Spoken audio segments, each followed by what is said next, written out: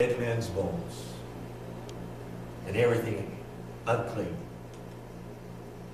In the same way, on the outside you appear to be people as righteous, while the inside you're full of hypocrisy and wickedness. Woe to you, teachers of the law and Pharisees, you hypocrites! You build tombs for the prophets and you decorate the graves of the righteous, and you say that if we had lived in the days of our ancestors, we would not have taken part in shedding the blood of the prophets. So you testify against yourselves that you are the descendants of those who murdered the prophets. Go ahead then and complete what your ancestors started. You snakes! No wonder those Pharisees wanted to kill Jesus, right? But he was being direct. He was telling the truth. You snakes, you brood of vipers, how will you escape being condemned to hell? Therefore I am sending you prophets and sages and teachers. Some of them you will kill and crucify. Others you will flog in your synagogues and pursue from town to town. And so upon you will come all the righteous blood that has been shed on earth. From the blood of the righteous Abel to the blood of Zachariah the son of Berechiah, whom you murdered between the temple and the altar. Truly I tell you, all this will come on this generation.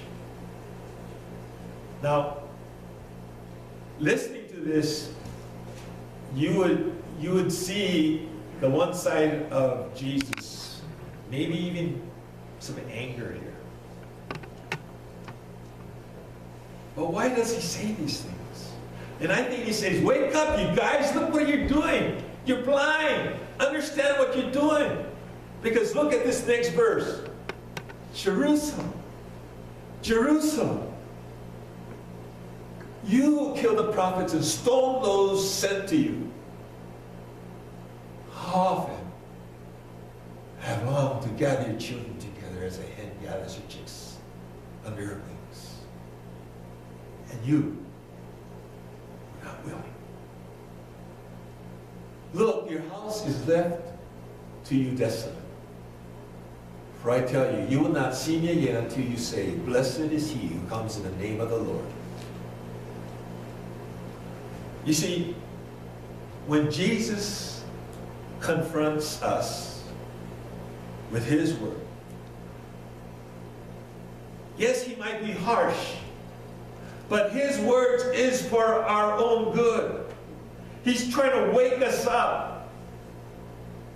And I think sometimes that's what we need, is we need to be woken up from the blindness that we have of our sin and repent of that so that God can bring us to him.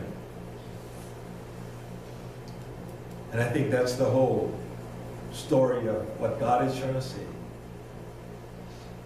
is that I want you to make room for me in your life. All this religiosity, all the ceremony of life is nothing if your heart is not pure and right with me. Your motives needs to be pure and right. The other verse that came to my mind when I was thinking about this theme is the one that Jesus says. He says, when the Son of Man comes in his glory and all his angels with him. Can you imagine what it's going to be like? And he sits on his glorious throne and all the nations be gathered before him, and he will separate the people one from the other as the shepherd separates the sheep from the goats. And he will put the sheep on his right and the goats on his left. And the king will say to those on his right, come, you who are blessed by my Father, and take inheritance, the kingdom prepared for you since the creation of the world. For I was hungry, and you gave me something to eat. And I was thirsty, and you gave me something to drink.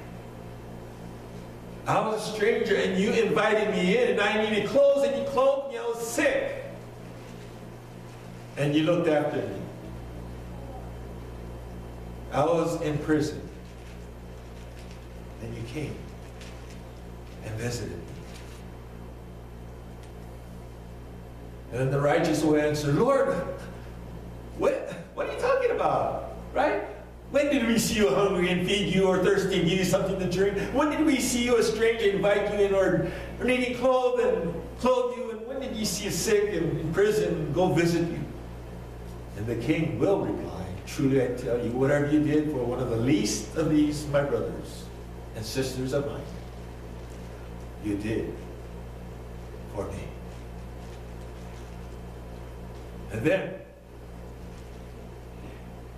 he will say to those on the left,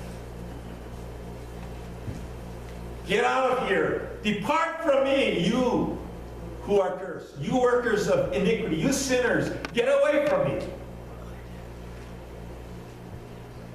Into the eternal fire prepared for the devil and his angels. For I was hungry and you gave me nothing to eat. I was thirsty and you gave me nothing to drink. And I was a stranger and you did not invite me. I needed clothes and you did not clothe me. And I was sick and in prison and you did not look after me.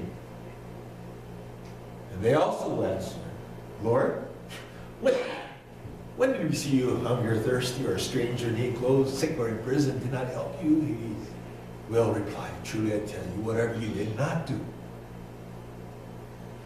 for one of the least of these, you did not do for me.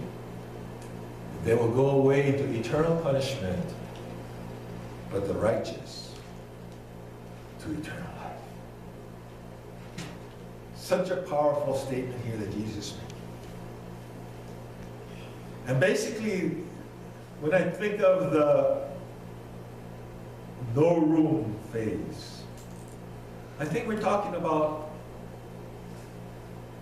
hospitality. When we become hospitable to people, because you don't see Jesus walking in the flesh, but when we go and help people, Jesus is saying, when you do it for the least of these, you are doing it for me. Do you have room for me? Then help those who need help. In Hebrews 13 it says, keep loving one another as brothers and sisters, and do not forget to show hospitality to strangers. For by doing so, some people have shown hospitality to angels without knowing it. Continue to remember those in prison as if you were together with them in prison, and those who are mistreated as though you yourself are suffering.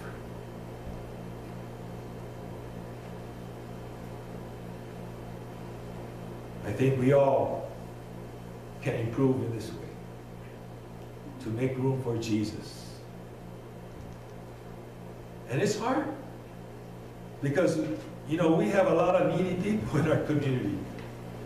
And we don't want to enable people.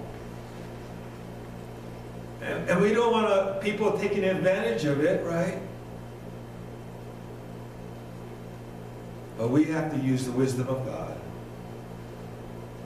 and love people like Jesus loved. Jesus himself didn't make excuses. And he's saying that each and every one of us needs to love people, and especially the least of these. Father in heaven, we thank you so much that you made room for us, that you took the time for us, because you wanted to have a relationship, an intimate, personal relationship with each and every one of us.